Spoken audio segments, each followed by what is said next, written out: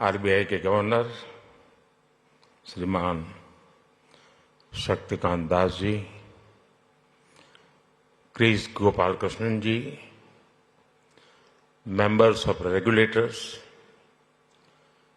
Finance industry के leaders, fintech और startup world के मेरे साथी, अन्य सभी महानुभाव, देवी और सज्जनों, ये भारत में त्योहारों का मौसम है। हमारी इकोनॉमी और हमारे मार्केट में भी उत्सव का माहौल है।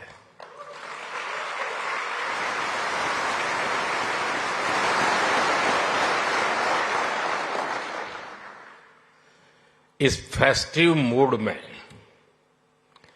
ये ग्लोबल फिनटेक फेस्टिवल हो रहा है।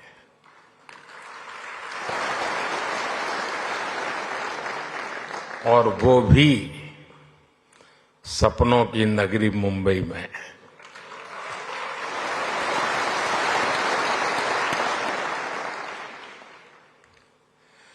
मैं देश और दुनिया से आए यहां सभी मेहमानों का अभिनंदन करता हूं, स्वागत करता हूं। यहां से आने से पहले मैं अलग अलग एग्जीबिशंस देख करके आया हूं। काफी साथियों से गप्पे गोष्ठी करके आया हूं। हमारे नौजवानों के इनोवेशन का और फ्यूचर की संभावनाओं का एक पूरा नया संसार वहां दिखाई दे रहा है।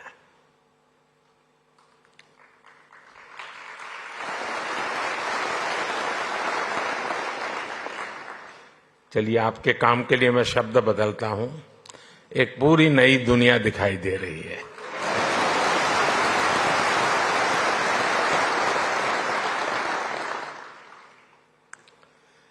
मैं इस फेस्टिवल के आयोजकों को सबको बहुत बहुत बधाई देता हूं। साथियों, यहां बड़ी संख्या में विदेशों से हमारे मेहमान भी आए हैं। एक समय था जब लोग भारत आते थे तो हमारी कल्चरल डाइवर्सिटी देखकर दंग रह जाते थे, हैरान हो जाते थे। अब लोग भारत आते हैं तो हमारी फिनटेक डाइवर्सिटी को देखकर भी हैरान होते हैं।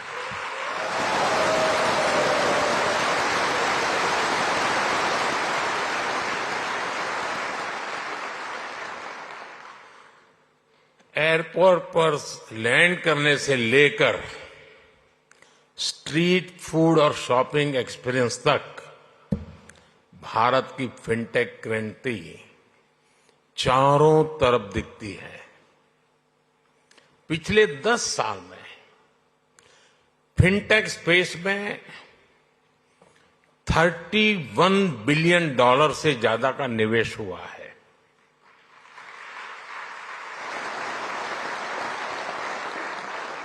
दस साल में हमारे फिनटेक स्टार्टअप्स में 500% वृद्धि हुई है।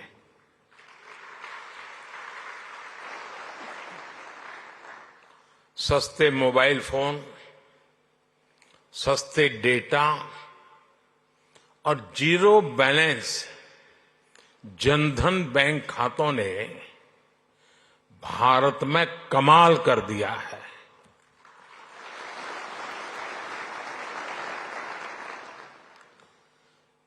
आपको याद होगा, कुछ लोग पहले पूछते थे, पार्लियामेंट में खड़े होकर के पूछते थे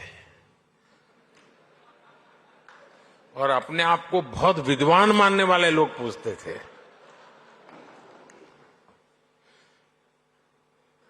सरस्वती जब बुद्धि बांट रही थी तो वो रास्ते में पहले ही खड़े थे।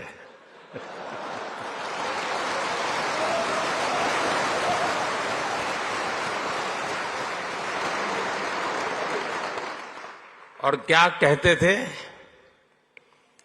वो पूछते थे कि भारत में बैंक की इतनी ब्रांचेज नहीं है, गांव-गांव बैंक अवेलेबल नहीं है, इंटरनेट नहीं है, यहां तक पूछ लेते थे बिजली भी तो नहीं है, रिचार्जिंग कहां होगा, फिनटेक क्रांति कैसे होगी, ये पूछा जाता था। और मुझ जैसे एक चाय वाले को पूछा जाता था।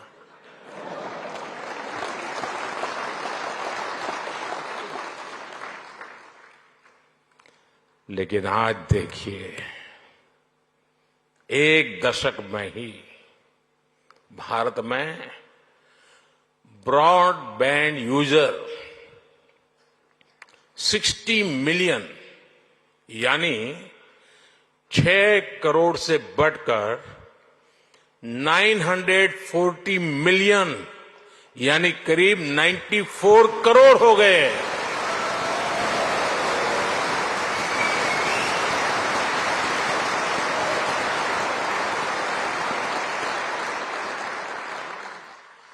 आज 18 वर्ष से ऊपर का शायद ही कोई भारतीय हो जिसके पास उसकी डिजिटल आइडेंटिटी आधार कार्ड नहीं है। आज 530 मिलियन यानी 53 करोड़ से अधिक लोगों के पास जनधन बैंक खाते हो गए हैं। यानी 10 साल में हमने एक प्रकार से पूरी यूरोपियन यूनियन के बराबर आबादी को बैंकिंग सिस्टम से जोड़ा है।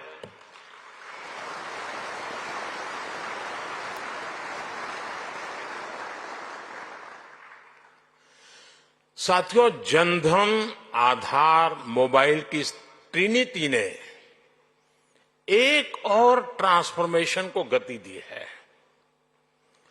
कभी लोग कहते थे कि कैश इज किंग। आज दुनिया का करीब करीब आधा real time digital transaction Bharat में होता है।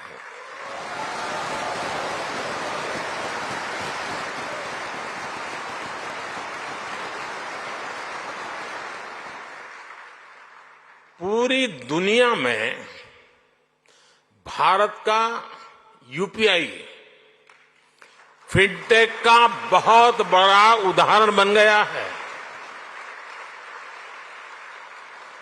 आज गांव हो या शहर, सर्दी हो या गर्मी, बारिश हो या बर्फ गिर रही हो, भारत में बैंकिंग सर्विस 24 घंटे, 7 दिन, 12 महीने चलती रहती है।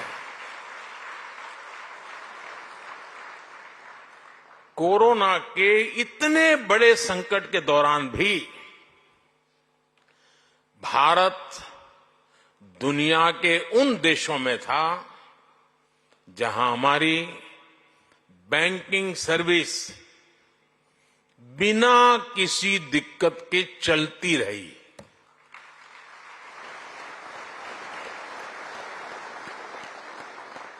साथियों, अभी 2-3 दिन पहले ही जनधन योजना के 10 साल पूरे हुए हैं। जनधन योजना विमेन एम्पावरमेंट का बहुत बड़ा माध्यम बनी है। जनधन योजना के चलते करीब 290 मिलियन यानी 29 करोड़ से ज्यादा महिलाओं के बैंक खाते खुले हैं। इन खातों में महिलाओं के लिए सेविंग्स और इन्वेस्टमेंट के लिए नए अवसर बनाए हैं। इन्हीं जनधन खातों की फिलॉसफी पर हमने माइक्रो फाइनेंस की सबसे बड़ी स्कीम मुद्रा लॉन्च की। इस स्कीम से अभी तक 27 ट्रिलियन रुपए से अधिक का क्रेडिट दिया जा चुका है। 27 ट्रिलियन। इस स्कीम की करीब 70% बेनिफिशियरी महिलाएं हैं।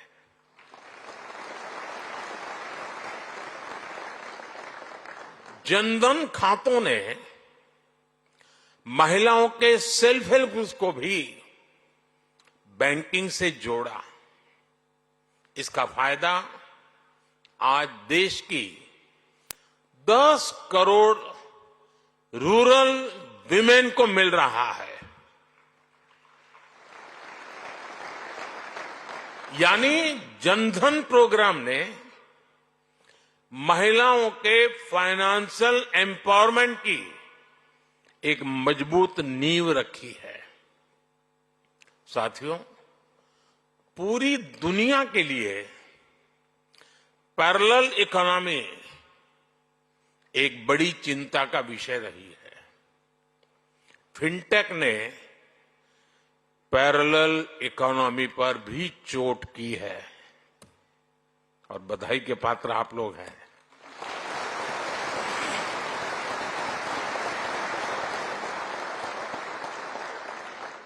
आपने ये भी देखा है कि कैसे हम भारत में डिजिटल टेक्नोलॉजी से ट्रांसपेरेंसी लेकर आए हैं। आज सरकार की सैकड़ों स्कीम्स के तहत डायरेक्ट बेनिफिट ट्रांसफर किया जाता है। इसमें सिस्टम से लीकेज बंद हुई है। आज लोगों को फॉर्मल सिस्टम से जुड़ने में अपना लाभ नजर आता है। साथियों, भारत में फिनटेक की वजह से जो ट्रांसफॉर्मेशन आया है वो सिर्फ टेक्नोलॉजी तक ही सीमित नहीं है। इसका सोशल इंपैक्ट बहुत व्यापक है। इससे गांव और शहर की खाई को ब्रीच करने में मदद मिली है। कभी हमारे यहां बैंक की सर्विस लेने में ही एक पूरा दिन लग जाता था। एक किसान के लिए, एक मछुआरे के लिए, एक मिडिल क्लास परिवार के लिए ये बहुत बड़ी मुसीबत थी। फिनटेक ने इस समस्या को दूर किया। कभी बैंक सिर्फ एक बिल्डिंग तक सीमित हुआ करते थे, आज बैंक हर भारतीय के मोबाइल में सिमट गए हैं।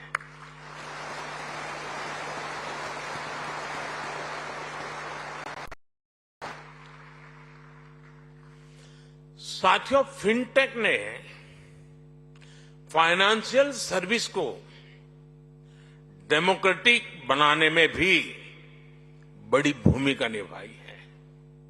Loan, credit card, investment, insurance जैसे प्रोडक्ट सबके लिए आसानी से सुलभ हो रहे हैं। फिनटेक ने एक्सेस टू क्रेडिट को भी आसान और इंक्लूसिव बना दिया है। मैं एक उदाहरण देता हूं। आप जानते हैं, भारत में स्ट्रीट वेंडर्स की एक पुरानी परंपरा है, लेकिन वो फॉर्मल बैंकिंग से बाहर थे। फिनटेक ने इस स्थिति को भी बदल दिया। आज वो पीएम स्वनिधि योजना से कोलेटरल फ्री लोन ले पा रहे हैं। डिजिटल ट्रांजैक्शन रिकॉर्ड के आधार पर उनको बिजनेस बढ़ाने के लिए और लोन मिलता रहता है। कभी शेयर और म्यूचुअल फंड जैसे प्रोडक्ट में इन्वेस्टमेंट बड़े शहरों में ही संभव था, आज गांव और कस्बों में भी इन्वेस्टमेंट के इस एवेन्यू को बड़ी संख्या में एक्सप्लोर किया जा रहा है। आज कुछ ही मिनटों में घर बैठे ही डीमैट अकाउंट खुल रहे हैं, इन्वेस्टमेंट रिपोर्ट्स ऑनलाइन मिल रही है। आज बड़ी संख्या में भारतीय रिमोट हेल्थ केयर सर्विस ले रहे हैं, डिजिटली ऑनलाइन पढ़ाई कर रहे हैं, स्किल सीख रहे हैं। ये भी फिनटेक्स के बिना संभव नहीं था।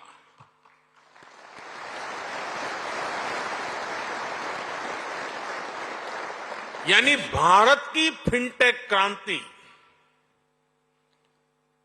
Dignity of life, quality of life, उसको बेहतर बनाने में भी बड़ा रोल निभा रही है। साथियों, भारत की फिनटेक क्रांति की उपलब्धि सिर्फ इनोवेशंस के लिए ही नहीं, बल्कि एडॉप्शन लेकर के भी है। भारत की जनता ने जिस स्पीड और स्केल पर फिनटेक को एडॉप्ट किया है, उसका उदाहरण कहीं और नहीं मिल सकता। इसका एक बड़ा क्रेडिट हमारे डिजिटल पब्लिक इंफ्रास्ट्रक्चर डीपीआई को भी जाता है और हमारे फिनटेक्स को भी जाता है। देश में इस टेक्नोलॉजी को लेकर ट्रस्ट पैदा करने के लिए अद्भुत इनोवेशन किए गए हैं। क्यूआर कोड के साथ साथ साउंड बॉक्स का उपयोग ऐसा ही इनोवेशन है।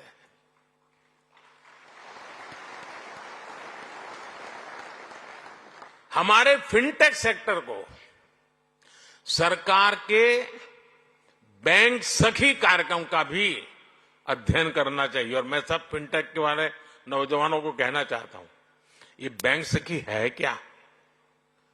मैं अभी जलगांव आया था एक दिन, तो मैं ऐसी बैंक सखियों से मिला, तो बड़े गर्व से कहती मैं एक दिन में 1.5 करोड़ रुपए का कारोबार करती हूं।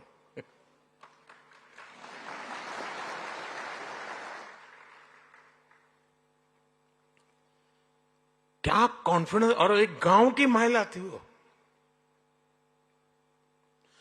हमारी बेटियों ने गांव गांव में बैंकिंग को, डिजिटल अवेयरनेस को जिस प्रकार फैलाया है, उससे फिनटेक को एक नया बाजार मिला है। साथियों, 21वीं सदी की दुनिया बहुत तेजी से बदल रही है। करेंसी से क्यूआर कोड तक की यात्रा में सदियां लग गई, लेकिन अब हर रोज हम नए इनोवेशन देख रहे हैं। डिजिटल ओनली बैंक्स और नियो बैंकिंग जैसे कंसेप्ट हमारे सामने हैं। डिजिटल ट्विंस जैसी टेक्नोलॉजी डेटा आधारित बैंकिंग को नेक्स्ट लेवल पर ले जा रही है। इससे रिस्क मैनेजमेंट, फ्रॉड डिटेक्शन और कस्टमर एक्सपीरियंस सब कुछ बदलने वाले हैं।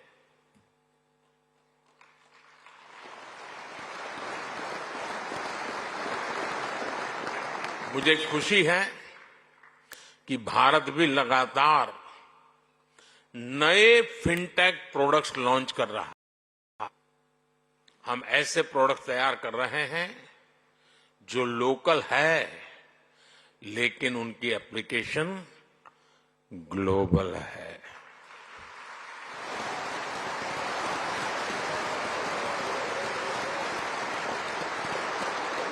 आज ओएनडीसी यानी open network for digital commerce online shopping को इंक्लूसिव बना रहा है। ये छोटे बिजनेस, छोटे एंटरप्राइजेज को बड़े अवसरों से जोड़ रहा है। अकाउंट एग्रीगेटर्स लोगों और कंपनियों का कामकाज आसान करने के लिए डेटा को यूज कर रहे हैं। ट्रेड प्लेटफॉर्म की मदद से छोटी संस्थाओं की लिक्विडिटी और कैश फ्लो बेहतर हो रहे हैं। ई रूपी एक ऐसा डिजिटल वाउचर बना है जिसे कई रूपों में इस्तेमाल किया जा रहा है। भारत के ये प्रोडक्ट्स विश्व के दूसरे देशों के लिए भी उतने ही उपयोगी हैं। और इसी सोच के साथ हमने G20 प्रेसिडेंसी के दौरान global digital public infrastructure repository बनाने का प्रस्ताव रखा था, जिसे G20 मेंबर्स ने खुले दिल से स्वीकार किया था। मैं AI के दुरुपयोग से जुड़ी आपकी चिंताओं को भी समझता हूं, इसलिए भारत ने AI के एथिकल यूज के लिए ग्लोबल फ्रेमवर्क बनाने का भी आह्वान किया है। साथियों, फिनटेक सेक्टर की मदद के लिए सरकार पॉलिसी लेवल पर हर जरूरी बदलाव कर रही है।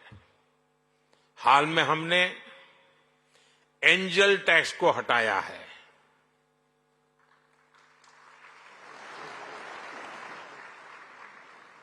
ठीक नहीं किया?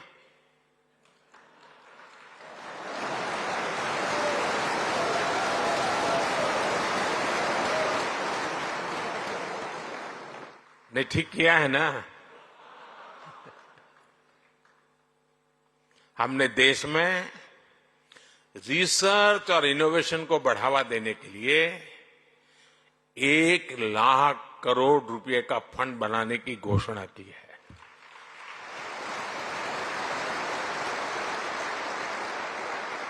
हमने डेटा प्रोटेक्शन कानून बनाया है। मेरी हमारे रेगुलेटर से भी कुछ अपेक्षाएं हैं। हमें साइबर फ्रॉड को रोकने के लिए और डिजिटल लिटरेसी के लिए और बड़े कदम उठाने होंगे। साइबर फ्रॉड स्टार्टअप्स की, फिनटेक्स की ग्रोथ में रुकावट न बने, ये ध्यान रखना भी उतना ही जरूरी है। साथियों, पहले के जमाने में बैंक डूबने वाली है या बैंक डूबी है या डूब जाएगी, ये बात फैलते हुए इंपैक्ट होते होते 5-7 दिन निकल जाते थे। आज अगर किसी व्यवस्था में पता चला कि इस पर साइबर फ्रॉड है, 1 मिनट में मामला पूरा, वो कंपनी गई। फिनटेक के लिए बहुत जरूरी है। और साइबर सॉल्यूशन, उसका बाल मृत्यु बहुत जल्दी हो जाता है। कोई भी साइबर सॉल्यूशन निकालिए, उसका बेईमान लोग तोड़ निकालने में देर नहीं करते, तो उस सॉल्यूशन का बाल मृत्यु हो जाती है। फिर आपको नया सॉल्यूशन लेके आना पड़ता है। साथियों, आज सस्टेनेबल इकोनॉमिक ग्रोथ ये भारत की प्राथमिकता है। हम स्ट्रांग, ट्रांसपेरेंट और एफिशिएंट सिस्टम्स बना रहे हैं। हम फाइनेंशियल मार्केट्स को एडवांस टेक्नोलॉजीज और रेगुलेटरी फ्रेमवर्क से मजबूत कर रहे हैं। हम ग्रीन फाइनेंस से सस्टेनेबल ग्रोथ को सपोर्ट कर रहे हैं। हम फाइनेंशियल इंक्लूजन के उस इंक्लूजन के सैचुरेशन पर बल दे रहे हैं। मुझे विश्वास है भारत का फिनटेक इकोसिस्टम भारत के लोगों को क्वालिटी लाइफस्टाइल देने के मिशन में बहुत बड़ी भूमिका निभाएगा। मुझे विश्वास है भारत का फिनटेक इकोसिस्टम पूरी दुनिया की ईज ऑफ लिविंग बढ़ाएगा।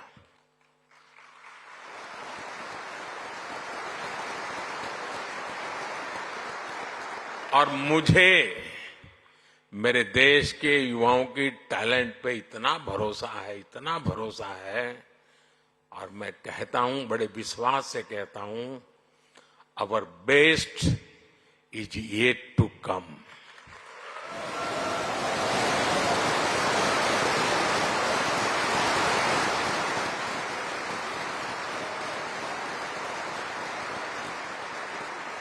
ये आपका 5वां समारोह है ना, तो 10वें में मैं आऊंगा।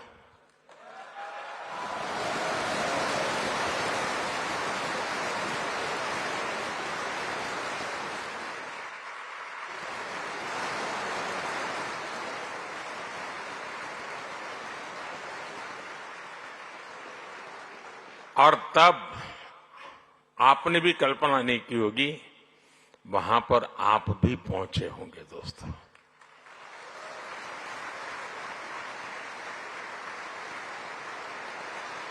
आज अभी मैं आपके कुछ स्टार्टअप यूनिट्स वालों को मिला, सबको तो नहीं मिल पाया, कुछ लोगों को मिला, लेकिन हर एक को 10-10 होमवर्क दे करके आया हूं।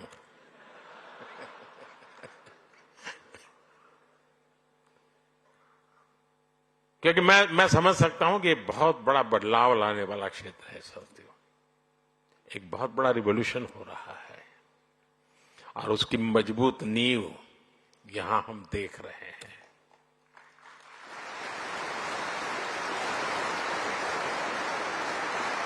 इसी भरोसे के साथ आप सबको मेरी बहुत बहुत शुभकामनाएं, बहुत बहुत धन्यवाद।